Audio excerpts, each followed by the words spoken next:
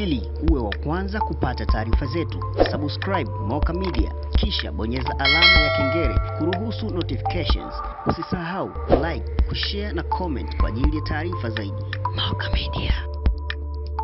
Umezungumzia matibabu bure kwa watoto kuanzia chini ya mwaka 0 mpaka miaka 5, wamama wajawazito, lakini pia gari itumike bila kulipia gharama zozote.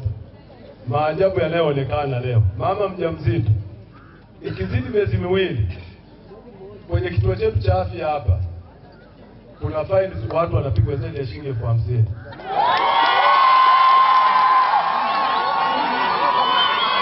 kwa ajili ya kuchelewa upimaji wa ujauzito.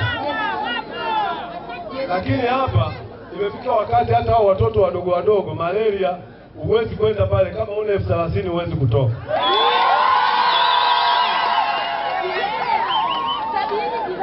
Shilingi 50,000.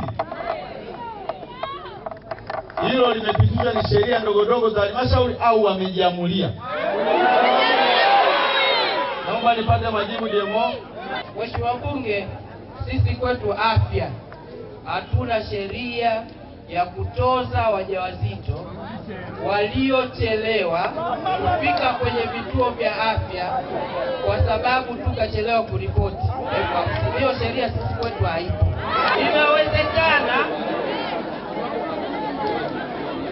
Inawezekana kuna watumishi wachache ambao wanafanya kazi nje ya maadili, na kwa sababu swala hili lishajitokeza zaidi ya mara moja na tuliwapa maelekezo wananchi, ikitokea pigeni simu, toeni taarifa ili tushughulike na hao ambao wanafanya hivyo vitendo vya kutoza 50,000 kwa wajawazito. Sawa jamani? Sasa kuanzia leo, yuko wapi mganga mkuu in charge wa kituo hiki? Yuko wapi?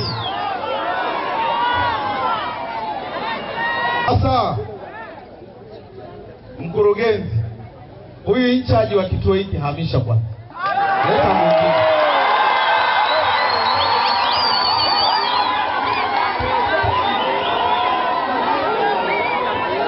Nani mwingine?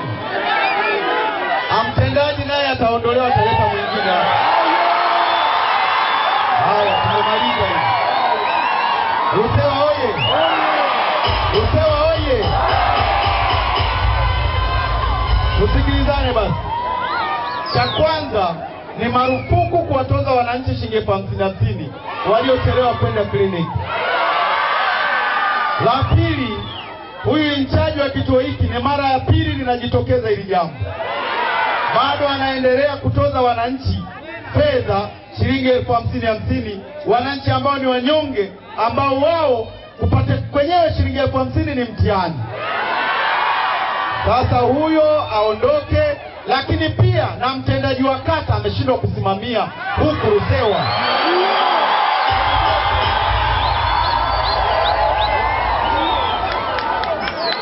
Rusewa oye!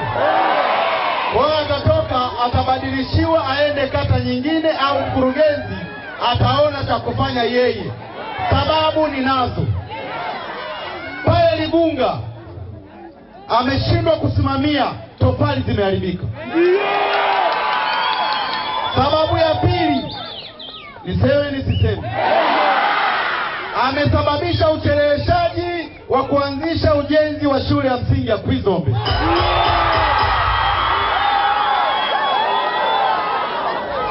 Sababu ya tatu, ameshindwa kushirikiana vizuri na wenzake kwa ajili ya kuwatetea wananchi, watu mpaka wamenyang'anywa maeneo pasipo kufahamu lolote linaloendelea.